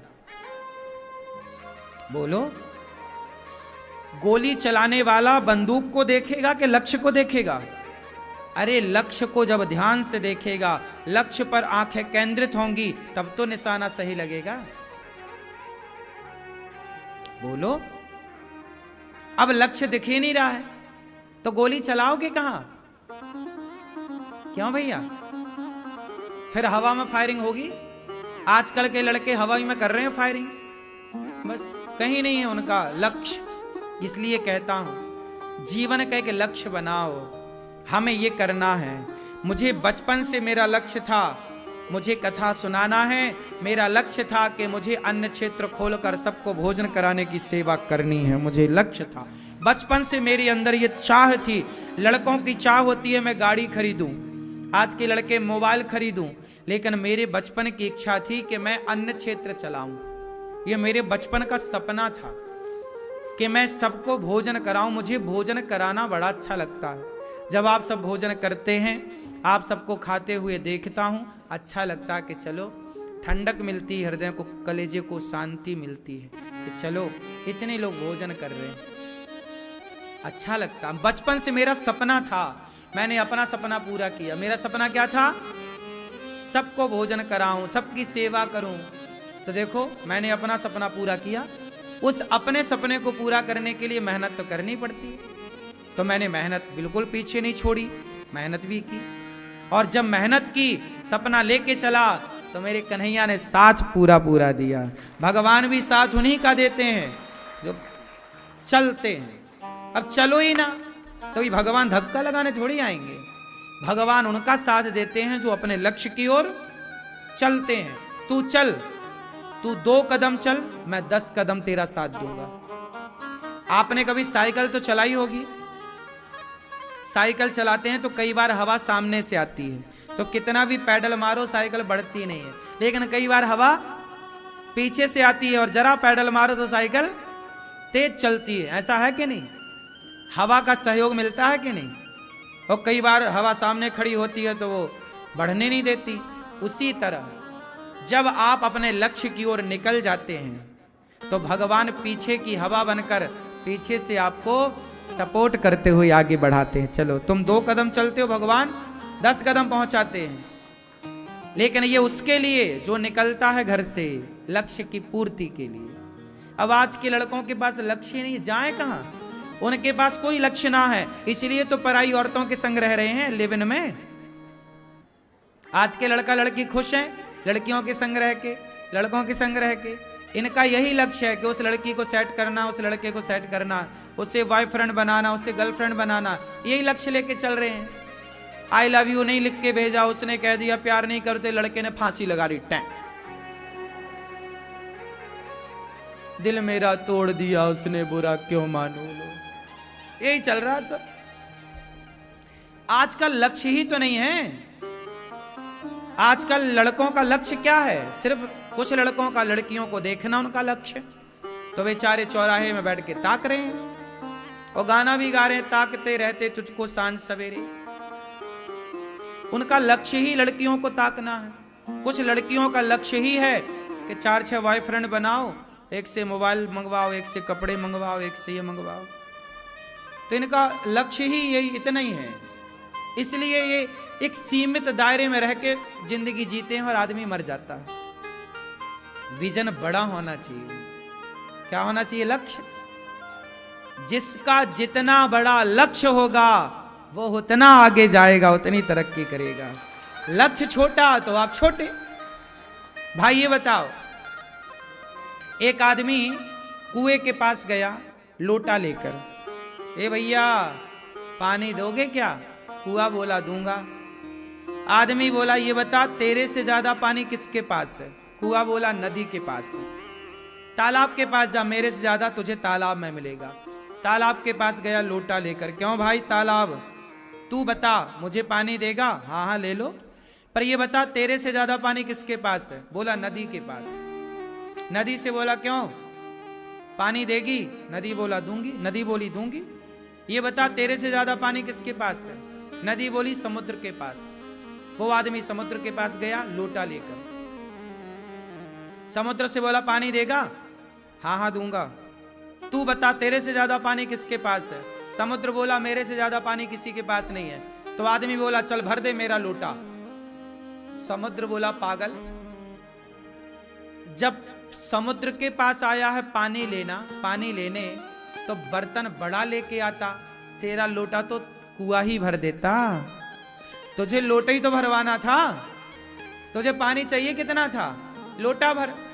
और आया कहां? समुद्र के पास। अरे समुद्र के पास आया था तो पानी ज्यादा लेने आया था तो बर्तन भी तो बड़ा लाता। अब तेरा बर्तन तो छोटा है और चाहिए ज्यादा, तो मैं दे रहा हूं भर ले। कितना भी दे दूं लोटे भर से ज्यादा आएगा ही नहीं, तेरे पास बर्तन ही नहीं। बस यही आज की युवाओं की बातें हैं कि आज के युवाओं के पास लक्ष्य तो लोटे भर का है, इतना सा लक्ष्य, लड़कियों को देखना, लड़कों को देखना, उसे सेट करना, उसके पीछे भागना। पापा गाड़ी दिला दो, पापा मोबाइल दिला दो, इतना ही तो लक्ष्य बेचारे लड़कों का आजकल। वो कहां अपने से सॉफ्टवेयर बनाना चाह रहे हैं, वो कहां अपने को डेवलप करना चाह रहे हैं, कहां वो अंतरिक्ष में जाने की बातें कर रहे हैं, कहां वो अपने को सफल बनाना चाह रहे हैं, कहां वो बिल गेट्स से कंपटीशन कर रहे हैं। अरे कॉम्पिटिटर बड़ा होना चाहिए। कंपटीशन करो तो अडानी अंबानी से कंपटीशन करो, अड़ोसी पड़ोसियों से क्या करना। आपका कंपटीटर ही छोटा है, इसलिए आप छोटे रह गए। चुनो भी तो बड़े को चुनो, छोटे से क्या है। राम भी लड़े तो बड़े से लड़े ना, रावण से। छोटे मोटों से राम जी कहां लड़े। छोटा था मेघनाथ, तो मेघनाथ को लक्ष्मण जी से जाओ लक्ष्मण तुम लड़के आओ। क्या राम जी छोटे से लड़े? छोटा था ना मेघनाथ। बोलो राम जी से समझते क्यों नहीं आप लोग? शत्रु भी छोटा नहीं होना चाहिए, बनाओ तो बड़े दुश्मन। छोटे मोटे क्या, तुच्छों से क्या दुश्मनी करना। क्यों मेरी मां? मेघनाथ से नहीं लड़े राम, एक बार भी नहीं लड़े। बताओ लड़े? लक्ष्मण लड़ेगा। रावण से लड़ूंगा मैं, रावण बड़ा है, बड़े से बड़ा। बस यही है, जितना बड़ा लक्ष्य उतनी बड़ी सफलता। इसलिए लक्ष्य बड़ा होना चाहिए आज के युवाओं का।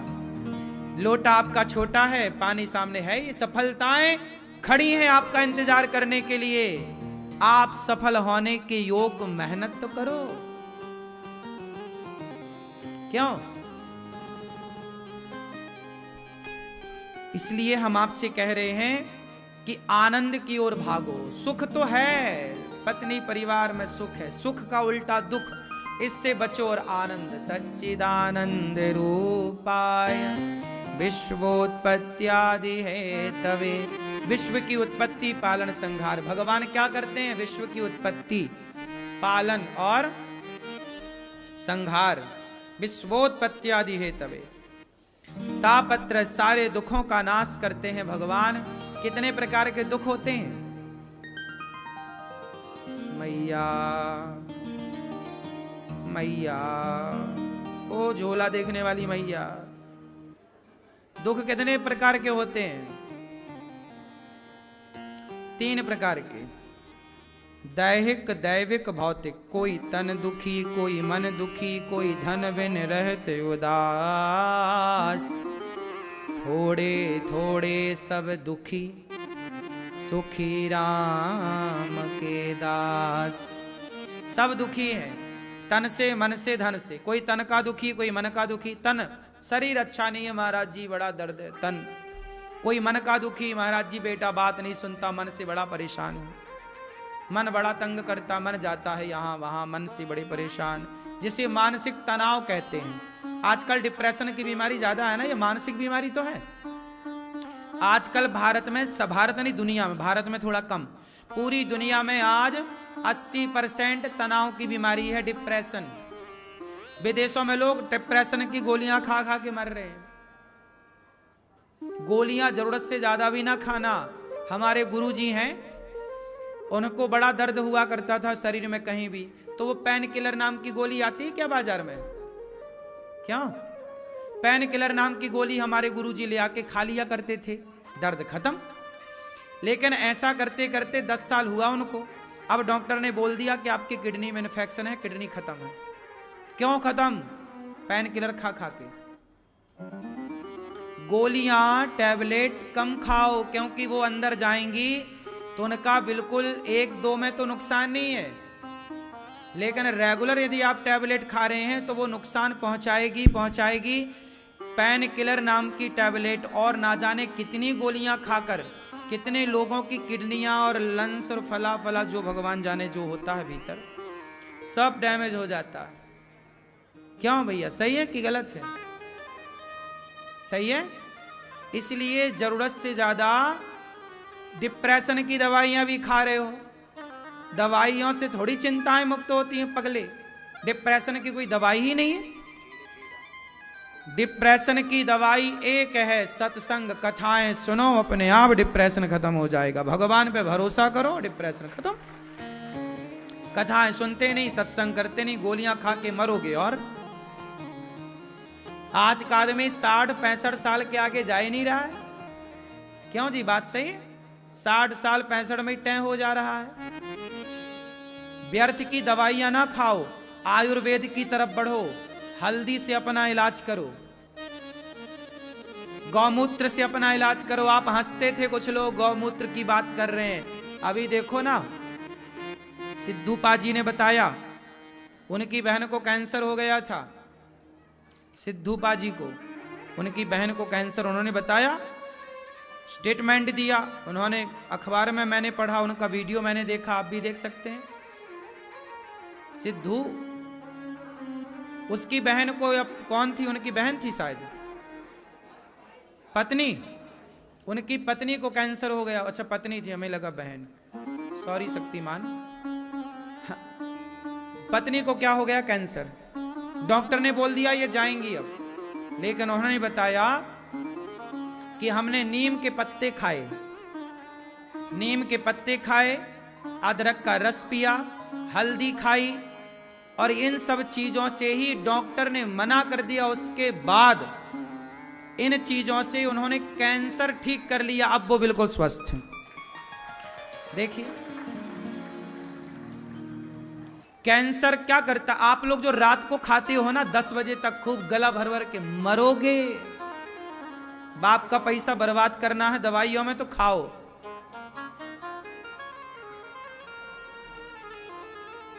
रोटी कम खाओ, चावल कम खाओ, सलाद ज्यादा खाओ,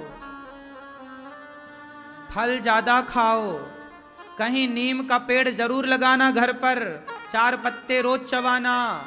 पुराने लोग बड़े साइंटिफिक थे। पहले के लोग नीम की छांव, नीम का पत्ता, कोई दिक्कत हो जाए नीम के पत्ते उबाल कर उससे नहवाते थे। मैं भी बचपन में नीम के पत्तों को काढ़ा बना के उबाल के, शरीर में कोई फुड़िया उड़िया हो जाए, त्वचा का रोग, तो मैया नहवाती थी उसके पानी से।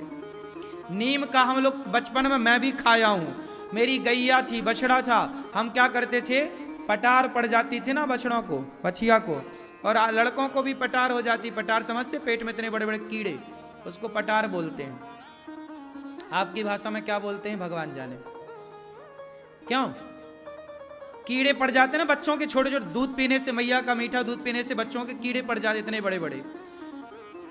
तो क्या होता है, नीम के पत्तों का, कड़वी नीम के पत्तों का पीस को क्या, उसको बढ़िया पीसो ऐसे और गोला बनाओ, और एक गोला रखो, जल्दी पानी पी लो, अंदर चला गया, ज्यादा कड़वा भी नहीं लगा।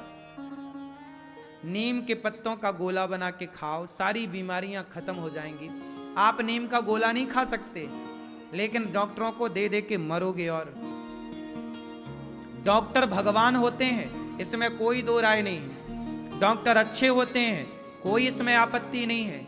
डॉक्टर दवाई करते हैं आपके भले के लिए, बात सही है, लेकिन याद रखना, डॉक्टर जो दवाई देते हैं ना, यदि वो आपने 1 हफ्ता खाई, 3 दिन खाई, तो उसका कोई नुकसान नहीं है। पर लंबी दवाइयां आप खा रहे हैं तो निश्चित मानो कि वो दवाइयां आपको नुकसान पहुंचाएंगी। और दवाइयों के भरोसे ना रहो। कैल्शियम की कमी है तो चूना मिला के पानी में पी लो, चूना में कैल्शियम है। सफेद कलर का वो आता है तिल, तिल के लड्डू बनते हैं, भरपूर कैल्शियम, तिल के लड्डू बनवा के खा लो। बुढ़ापे में तो 1 लड्डू तिल का जरूर खाना चाहिए, क्योंकि बुढ़ापे में कैल्शियम कम होता है। तो आप कोशिश करें कि आयुर्वैदिक तरीके से अपना इलाज करें। जो पुरानी परंपराएं थी, आप सिद्धू पाजी ने बताया कि भाई वो नीम का पत्ता खाते, उनकी पत्नी को खवाए और वो बिल्कुल स्वस्थ हो गई। जो कैंसर के मरीज हैं, डॉक्टरों के पास जा जा के आप पैसा भी बिगाड़ते हो, मर भी जाते हो। अच्छा है कि नीम की पत्ती खाओ। और खाने पे कंट्रोल, उन्होंने बताया कि यदि आप खाने को 16 घंटे का गैप देते हैं, खाना कम खाते हैं, रोटी और चावल बंद करते हैं, तो जो कैंसर बनाने के सेल हैं वो स्वतः अपने से नष्ट हो जाते हैं। भाई कैंसर जो है वो भी तो एक प्रकार का बैक्टीरिया है, उसे भी तो आपके भोजन से ही उसको तत्व मिलता है, ताकत मिलती है। तो उसे खाने ही मत दो, उसे कड़वी नीम खवाओ, अपने आप वो मरेगा। कैंसर का जो सेल है, बैक्टीरिया है। अदरक का रस दो, हल्दी। अब सोचिए कि शादी होती है ना तो हल्दी चढ़ती है, पूरे शरीर में हल्दी लगाई जाती है। कितना बड़ा हिंदू समाज कितना साइंटिफिक रहा है। हमारे यहां हजारों साल से दुल्हन और दुल्हा को क्या लगाई जाती है, क्योंकि लोगों को पता है कि घाव में हल्दी लगाए तो ठीक हो जाए। उनको पता है कि घाव तो मिलने ही है, पहले ही से एंटीबायोटिक लगा के चलो शादी के पहले ही, क्योंकि शादी के बाद तो आदमी फिर बता भी नहीं सकता कितने घाव है, तो पहले ही हल्दी लगा ली ये कारण नहीं है हल्दी का, ये कारण है कि एक पुरुष के अंदर कोई भी बैड बैक्टीरिया हो, गलत, तो हल्दी लगा देने से बॉडी में ना वो सारे बैक्टीरिया समाप्त हो जाते हैं। एक लड़का एक लड़की का, एक पति पत्नी का एक मिलन है, तो वो मिलन जब हो तो उस मिलन में कोई बॉडी में कोई ऐसा बैक्टीरिया ना हो जो आपका, हमें और हमारा आपको प्रभावित करे। इसके लिए सारे बैक्टीरिया नष्ट हो जाएं, फिर एक पति पत्नी का संबंध हो। कितना वैज्ञानिक कारण था सोचिए। अब वो हल्दी वल्दी कोई लगाती नहीं। अब हमारी माताएं बहनें वो फेयर एंड लवली लगाती हैं, गोरी तो भाई ना, है ना। पहले के लोग बेसन हल्दी से मुंह धुलते थे, हल्दी बेसन से मुंह धुलो जरा मलाई डाल के, तो मस्त रहे तुम्हारा चेहरा में ग्लो रहे। क्यों?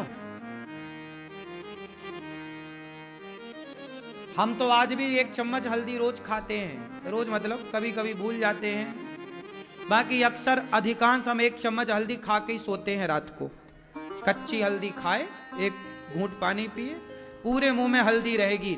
मुंह में हल्दी के रहने से क्या होगा, जैसे आप बच्चों के दांत खराब हो जाते हैं, जैसे आपने चॉकलेट खाई, गुड़ खाए और सो गए, तो पूरे मुंह में रात भर मिठास रहती है। उस मिठास से क्या होते हैं, मुंह में दांत खराब होने की संभावना, मसूड़े खराब होने की संभावना, वो बैक्टीरिया बनते हैं। और आपने सोने के पहले हल्दी का कुल्ला कर लिया ना, तो जितने बैक्टीरिया पनपने वाले थे सब खत्म। पूरी रात आपके मुंह में कड़वाहट रहेगी हल्दी की, तो उससे कोई बैक्टीरिया डेवलप नहीं होगा आपके मुंह के भीतर। वरना मुंह के रोग कितने सारे होते हैं, कहीं दांत में दर्द है, कहीं यहां दर्द है, कहीं दर्द बना ही रहता है। 1 चम्मच हल्दी खाने में बुराई क्या है? हल्दी की गांठ वाली पिसी हल्दी बाजार की ना खरीदना, मिलावट आ रही है मैंने सुना है। हल्दी की गांठ लाना, खुद मैया कूटेगी और तुमको पीस के देगी, 1 चम्मच खा के सो। हाँ, तो हमने आपको ये सारी जानकारियां इसलिए दी कि हम देखो सनातनी पहले के लोग कितने अच्छे थे, खान पान कितना अच्छा था। पहले चक्की की हम रोटी खाते थे, चक्की की रोटी मतलब चक्की में गेहूं पीसा जाता था। अच्छा एक बात बताओ मेरी माँ, आप लोग परेशान तो नहीं हो रहे महाराज जी, क्या सुना रहे हो? सुनो फिर एक बात और कह दूं, साइंटिफिक है, फिर मैं आगे कथा में ही ले चलूं आपको। आप सिलबट्टे की चटनी पीसो और मिक्सी की चटनी पीसो, टमाटर की चटनी। टमाटर की चटनी खाते हो ना कभी कभी? टमाटर में जरा मिर्ची, जरा धनिया पत्ता डाल के मस्त बनती है, हमें तो अच्छी लगती है। आपको अच्छी लगती नहीं? टमाटर की चटनी अच्छी होती है। टमाटर की चटनी सिलबट्टे में पीसो और मिक्सी में पीसो, बताओ कौन सी चटनी अच्छी होती है? कौन सी? सिल वाली। क्यों? कारण बताओ, आप बताओ क्या कारण है कि सिलबट्टे की चटनी का स्वाद अलग होता है और मिक्सी में पीसी गई चटनी का स्वाद अलग होता है?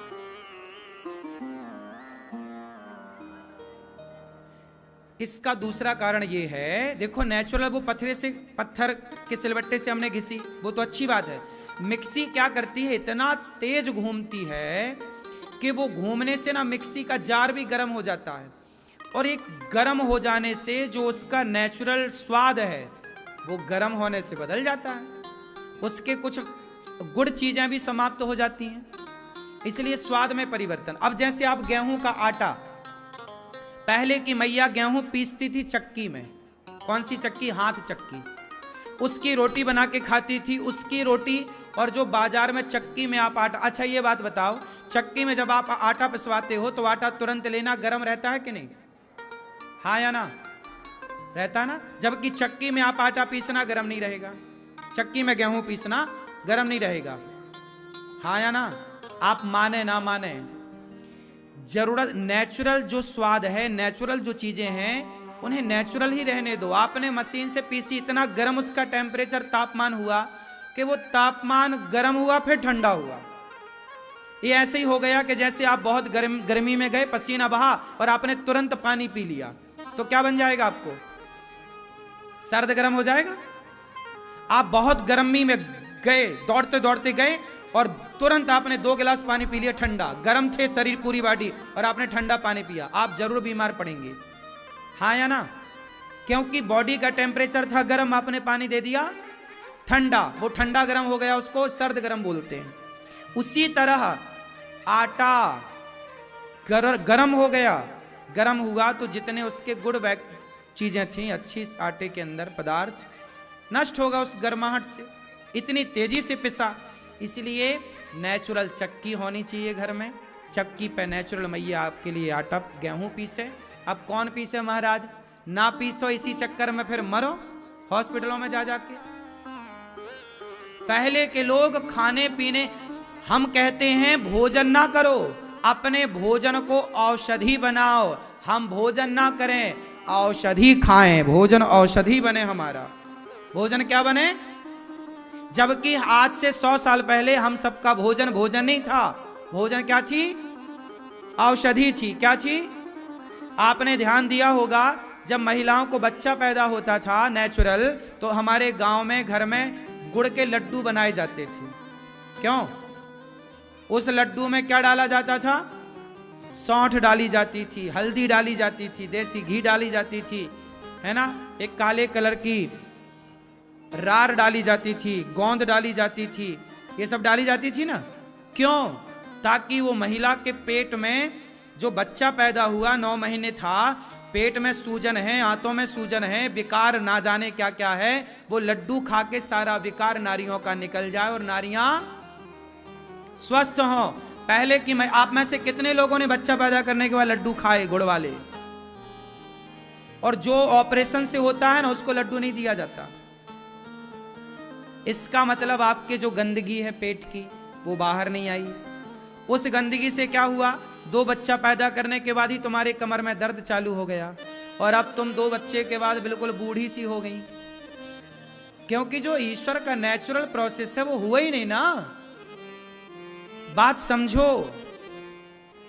आज की आधुनिकता में आप जी रहे हैं, बात अच्छी है, लेकिन पुराने लोग बहुत साइंटिफिक थे, वैज्ञानिक थे। पहले 10-10 बच्चे होते थे महिलाओं को, और 10 बच्चे होने के बाद भी कुएं से पानी भरना, खुद से चक्की पीसना, खुद से कपड़े धुलना, और बूढ़ी होती हड्डियां क्या मजाल के चढ़ करें, घुटने में दर्द हो। क्यों मैया? पहले के लोग ज्यादा स्वस्थ थे आज के लोगों की बजाय। तो आप जी तो रहे हैं, लेकिन रो रो के जी रहे हैं। इसलिए बिंदास जीवन जीना है तो आज की आधुनिकता में नहीं, वही पुरानी गेहूं की चक्की होनी चाहिए, वही नेचुरल तरीके से गेहूं पिसे, उसी की रोटी बनाकर खाओ। गेहूं पुराने लोग 1 साल पुराना यूज करते थे। कुठला में आके भर जाता गेहूं ड्रम में, पिछले साल के गेहूं को पिसवा के धुलवा के माताएं सुखा के फिर पिसवाएं, फिर पीसें। एक प्रोसेस था। आजकल नया ताजा गेहूं आता, उसी की रोटी खाते। कहते ना, चावल जितना पुराना होगा, पता है आपको, पुराना चावल महंगा बिकता है। क्यों जी? बात सही है कि गलत है? पुराना गेहूं और पुराना चावल दोनों का स्वाद, इन चीजों को कम से कम 1 साल रखना चाहिए स्टोर। 1 साल में इनमें ठंडक आती है, चीजें ठीक होती हैं। उसका वैज्ञानिक कारण है सबके, लेकिन आजकल कोई नहीं समझता। हम तो आपसे इसलिए कह रहे हैं कि भैया कथा सुनने आए हो तो सबसे बड़ी कथा है स्वास्थ्य। आप स्वस्थ रहेंगे तो सब कुछ रहेगा, स्वस्थ नहीं रहेंगे कुछ नहीं रहेगा। तो स्वस्थ कैसे रहेंगे? जब पिज्जा बर्गर खाओगे तब। क्या खाओगे? सात्विक, कम पका हुआ। पहले दाल पकती थी हड़िया में, मतलब माटी के बर्तन में, आज दाल पक रही है कुकर में। वो नाश करेगी कुकर वाली दाल। आजकल वो काले कलर का एक बर्तन और आया है, माता उसमें सब बनाती हैं। मैया तुम्हारी अक्ल नहीं है बिल्कुल, इस तरह से कुछ भी करती हो। काहे तुम भूल गई अपनी परंपराएं? तुम्हारे बच्चे मरेंगे सब खा खा के उल्टा सीधा। समय के पहले बच्चे बूढ़े हो रहे हैं, समय के पहले बच्चे की आंखें कमजोर पड़ रही हैं, समय के पहले बाल झड़ रहे हैं, समय के पहले शरीर में रोग पैदा हो रहे हैं। तुम समझती क्यों नहीं हो? तुम्हारी आलस्य के कारण तुम्हारे बच्चे बीमार हैं। जो तुम ना बनाती हो चक्की वाला, ना सेटअप कुछ रखी हो, तुम्हारे बच्चे परेशान, हॉस्पिटल जा रहे हैं। अच्छा खवाओ ना अपने बच्चों को। तुम्हारे बच्चे पिज्जा खा रहे हैं, बर्गर खा रहे हैं, तुम घर में बनाती नहीं हो बढ़िया स्वादिष्ट, तो बच्चे बाहर का खाएंगे। घर में इतना बढ़िया बना के खवाओ बच्चों को कि बाहर जाने की जरूरत ही ना पड़े। नेचुरल खवाओ। क्यों मेरी माँ? आजकल माताएं बनाती नहीं है घर में, बाहर से बुलवाओ, बाहर से बुलवाओ। मरोगे ये बाहर का खा खा के मैया। बात सही है? आदमी क्या खवा रहा है, क्या बना रहा है, तेल कैसा गंदा यूज कर रहे हैं लोग। बाजार में देसी घी के नाम पे सुअर की चर्बी बिक रही है, तुम बाहर से घी मंगा के खा रही हो। पहले की माताएं दही मंथन करती थी, योग भी होता था, सर्वाइकल नहीं होता था। ऐसे ऐसे करो, सर्वाइकल नहीं होगा कभी। अब ऐसे करती नहीं मैया, तो बैठी है बिल्कुल अकड़ के।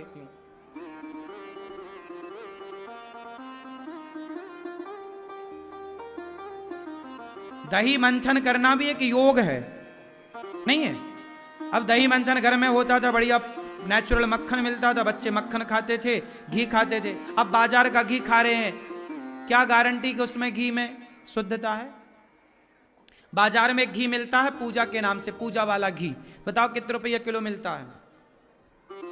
हाँ, 200 रुपया किलो, 300 रुपया किलो। अब बताओ वो घी है? सुअर की चर्बी है। अब बताओ 200 रुपया में घी है कहीं किलो भर? 300 रुपया में कहीं घी मिलेगा किलो भर देसी घी? 1 किलो देसी घी बनाने में कम से कम 10 किलो दूध लगता है, 10 किलो से ज्यादा। अब 10 किलो दूध की कीमत क्या निकली जरा निकालो, 50 रुपया के हिसाब से भी निकाला तो 500 रुपया। अब 500 का तो दूध ही लग रहा है और 300 रुपया का घी बाजार में बिक रहा पूजा के नाम से। अब वो घी है कि जहर है? और लोग यदि उसे खाए तो मरेंगे। बताओ भैया घी की लागत क्या है ओरिजिनल? 10 किलो दूध लगता है 1 लीटर घी में, ज्यादा ही लगेगा, मैं कम बता रहा हूं। 10 लीटर दूध का 1 लीटर घी निकलता है। बात सही है कि गलत है? प्रैक्टिकल कर लेना मैया। 500 रुपए का तो दूध हुआ, 60 रुपया किलो है तो उसकी कीमत और बढ़ गई है ना। इसलिए खिलवाड़ ना करो अपने स्वास्थ्य से। ये बच्चों से खिलवाड़ कर रही हो आप। यदि बाजार का ये घी तुम खवा रही हो बच्चों को, बाजार का तेल खवा रही हो, डबल रिफाइंड, काहे खवाना रिफाइंड? हम कहते हैं तुम सरसों खरीदा करो, सरसों खरीद के ले जाओ भैया, सरसों पिरवाओ, सरसों पिरवा के हाथों हाथ ताजे आंखों के सामने तेल भर के ले आओ, सरसों का, तिल का, मूंगफली का, वो तेल खाओ ना। फिल्टर वाला तेल क्यों खाना है मुझे बताओ? क्यों भैया? जो आप मूंगफली खरीदो और मूंगफली ले जाओ और डायरेक्ट तेल निकलवा के ले आओ, वो तेल शुद्ध है कि बाजार का तेल शुद्ध है? उत्तर दो। डायरेक्ट मूंगफली का तेल बच्चे खाएंगे, निरोगी रहेंगे। अब मूंगफली का तेल फिल्टरों में जो होता है केमिकल से फिल्टर होता है, केमिकल का कुछ पॉइंट कुछ ना कुछ तो रहता ही है तेल में, वो खाते हैं। पता नहीं आप क्यों बच्चों के साथ खिलवाड़ कर रहे हैं। तुम्हारे बच्चे आज घर में जहर खा रहे हैं और मैया तुम खवा रही हो। कुकर की दाल खवा खवा के मारे डालोगी तुम, कुकर का चावल बना बना के तुम मार डाल रही हो बच्चों को। इसलिए आज समाज में केस कौन से बढ़ रहे हैं? सुनो, बहू के बच्चा नहीं हो रहा है, लड़के को बच्चे नहीं हो, डॉक्टर कह रहे हैं तुम्हारे शरीर में कमी है, लड़कों में कमी। आज कितने लड़कों में कमियां आ गई कि वो बच्चे नहीं पैदा कर पा रहे हैं। क्यों? बताओ कारण। क्योंकि आपने गलत खान पान दिया बच्चों को, तो शरीर में जो एक मर्द के अंदर मर्दानगी होती है ना, जिसे तेज कहते हैं, वो डेवलप हुई ही नहीं। जिस पदार्थ से वो बनता है तेज, जिससे बच्चे का निर्माण होता, वो बना ही नहीं। इसलिए आज के बच्चे कमजोर हैं। इसलिए पुरुषों के अंदर पुरुषत्व होना चाहिए। वो कैसे होगा? हेल्दी खान पान से। अब हेल्दी भोजन घर में है ही नहीं। जब घर में हेल्दी भोजन नहीं है तो बाजार के भोजन की तो छोड़ ही दो। पिज्जा बर्गर खा के कौन से बच्चे पैदा करोगे तुम? इनमें बच्चे पैदा करने की ताकत नहीं रह जाएगी। आने वाले टाइम पे देख लेना, तुम्हारे फिर बच्चे वंशावली रुक जाएगी जो तुम लापरवाही कर रही हो मेरी मां। आज देख लेना समाज में, बताओ बच्चा नहीं हो रहे हैं ये केस ज्यादा है कि नहीं? उत्तर दो। कहां से आ गए ज्यादा? पहले तो नहीं थे, पहले तो नहीं थे। कहां से आए? तुमने एल्यूमिनियम के बर्तन में भोजन कराया। आपने कभी एल्यूमिनियम के बारे में सुना? अंग्रेजों ने एल्यूमिनियम को सबसे पहले जेलों में भोजन बनाने के लिए रखा था, क्योंकि एल्यूमिनियम में खाने से जो पुरुषों का वीर्य है, पुरुषत्व है, वो क्षीण होता है, नष्ट होता है।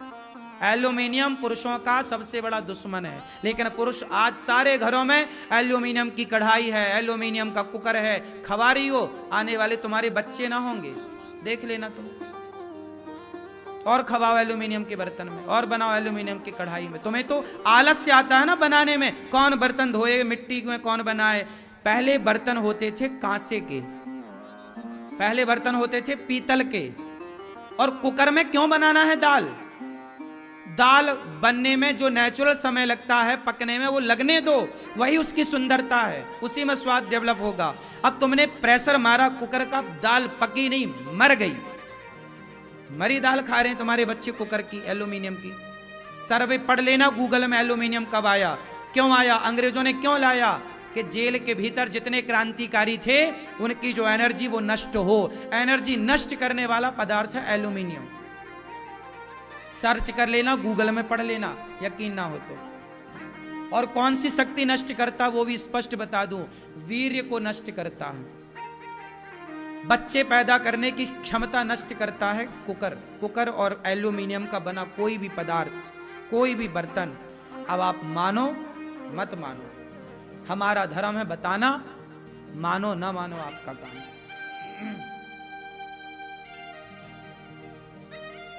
थोड़ी मेहनत ही तो लगेगी तुम्हारी बनाने में। तुम सेटी के चक्कर में, सेटी आएगी चावल पक, अरे चावल 10 मिनट में पक जाता है मेरी मां। जो गैस का तुमने पैसा कुकर में बचा लिया वो डॉक्टर में लगा दोगी, फिर कान कनपटी सब एक ही होगा। होशियार ना बनो ज्यादा।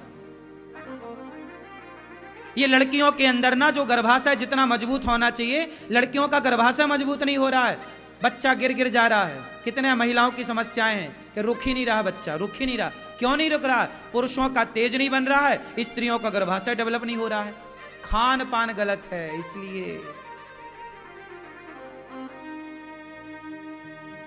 कितने लोग मेरी बात से सहमत हैं कि खान पान के चक्कर में सब हो रहा है? क्यों भैया, आप सहमत नहीं है मेरी बात से?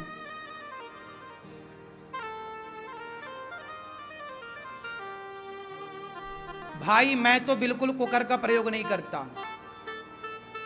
कोई कुकर का प्रयोग मैं नहीं करता।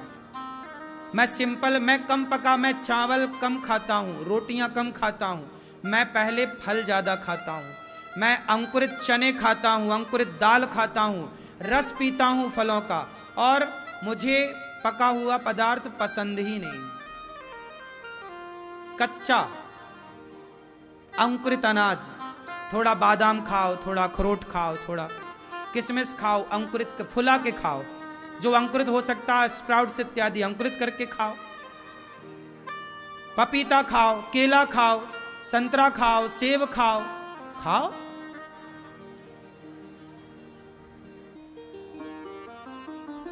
तरीके का खाओ, तरीके का बनाओ।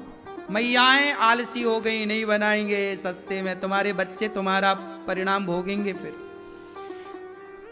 यम प्रव्रजन्तमनुपेतमपेत कृत्यम द्वैपायनो विरह कातरया जुहाव पुत्रेति तन्मयतया तरवोभिने दुष तम सर्वभूत हृदयम मुनिमान तोष्मि। सुखदेव भगवान का जन्म हुआ, जन्म लेते ही संन्यास लेने चल पड़े। पिताजी रोके, पुत्रेति तन्मयतया, पुत्र रुक जाओ जरा, हम कह रहे हैं सुन लो, विवाह कर लो ना पिताजी। सुखदेव भगवान बोले कि हम रुकेंगे नहीं, संसार में आए हैं, भगवान का भजन करेंगे और फिर भजन करते हुए जीवन को भगवान में समर्पित करते हुए आगे का काम करेंगे। नहीं रुके। वही सुखदेव भगवान को, सुखदेव जी को राजा वेदव्यास जी ने भागवत सुनाई, उन्होंने परीक्षित जी को सुनाई और परीक्षित जी ने भागवत सुनी। सूत जी महाराज आए शौनक आदि ऋषियों के बीच में, कहा हमें कथा। शौनक आदि ऋषि बैठे, बोले हमें कथा सुनाओ। कौन सी कथा सुनाए?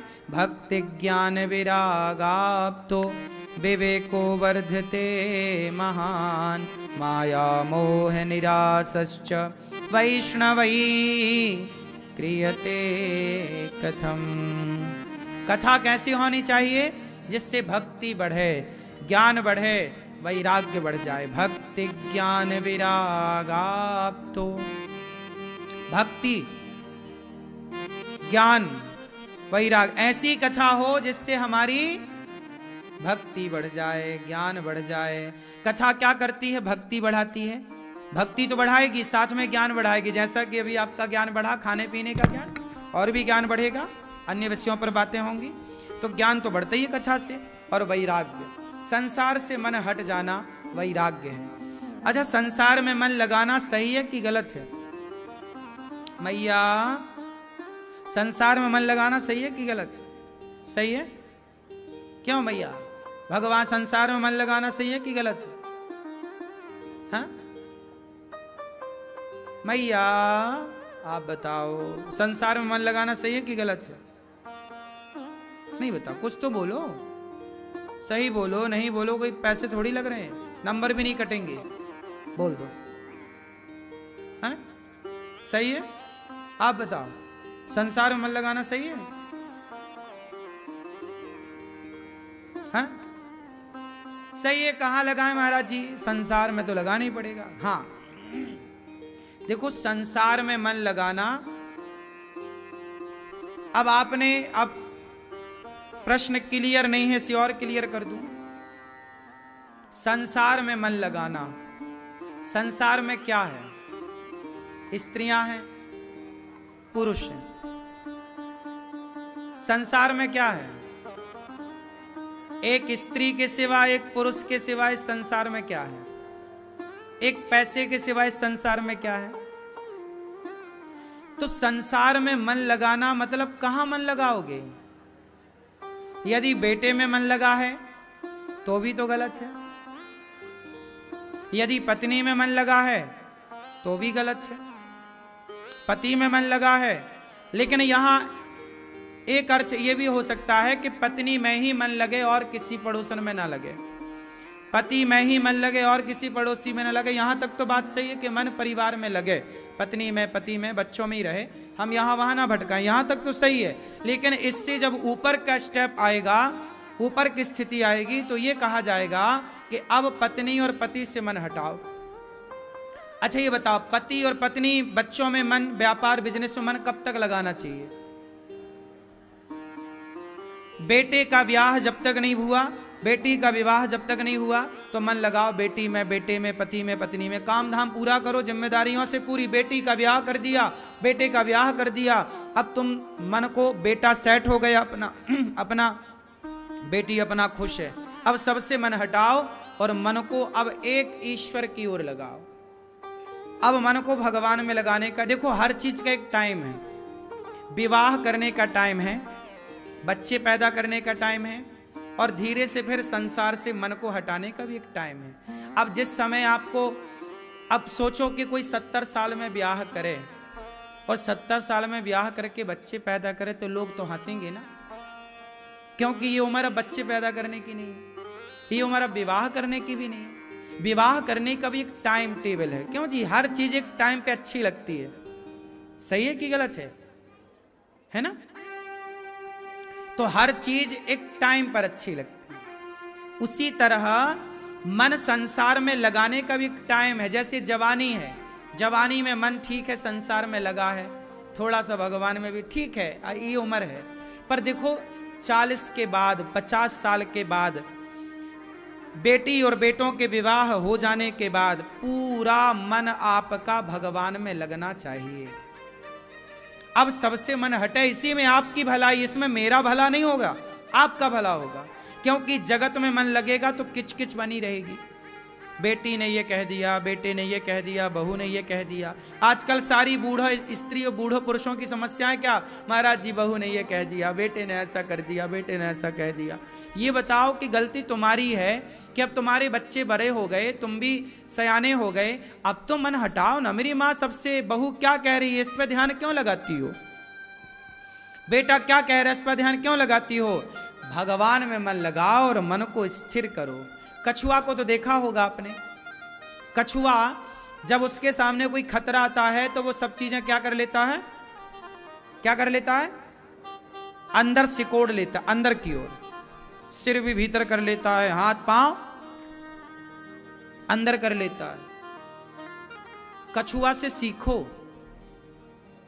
इसलिए हमारे भगवान को कछुए का अवतार लेना पड़ा, कच्छप अवतार, ताकि आप लोग कछुए से कुछ सीख जाएं। क्या सीखना है? कि अपना मुंह बाहर करो। कब? समय है। आप, बेटी आपकी छोटी है, बेटा आपका छोटा है, तो उसके लिए तो कमाना ही पड़ता है। कमाओ, सिर बाहर रखो, हाथ पांव बाहर रखो, कमाओ, खूब पैसा कमाओ। लेकिन अब बेटे संपन्न हो गए, बड़े हो गए, समझदार, अब धीरे धीरे अंदर करो। अब बाहर ना देखो, अब भीतर देखो। अब बाहर के काम बहुत हो गए, अब अपने मन को संवारने का काम करो, भगवान के चरणों की सेवा में लगो। समय हो गया ना, गई बहुत थोड़ी रही। आदमी फिर मेरा मेरा करते करते मर जाता। ये मरना मस्त मरना नहीं है। बिंदास जब मरो तो अच्छे से मरो। कैसे मरो? भगवान में चित्त लगा के मरो, भगवान में मन लगा हो, सामने भगवान का चित्र हो, भगवान का नाम बोल रहे हैं श्रीमन नारायण, ध्यान कृष्ण का हो, ध्यान भगवान श्रीमन नारायण के चरणों में हो, नाम वाणी से हो, चिंतन भगवान का हो, और फिर देखो फिर प्राण जाए, कितना बिंदास, कितना मजा आएगा मरने में। अब आप लोग ना रोते रोते भैया बच्चे दिखाओ कहाँ पोता नहीं आया क्या टाइम, ये कोई मरना है? कुत्तों की तरह मर गए क्यों मेरी माँ? अरे मरो, अच्छे से मरो। इतना तो करना स्वामी जब प्राण तन से निकले, गोविंद नाम लेकर मेरे प्राण तन से निकले। इसलिए कहता हूं कि जिंदगी बिंदास जियो, भगवान का चिंतन कर करके जियो।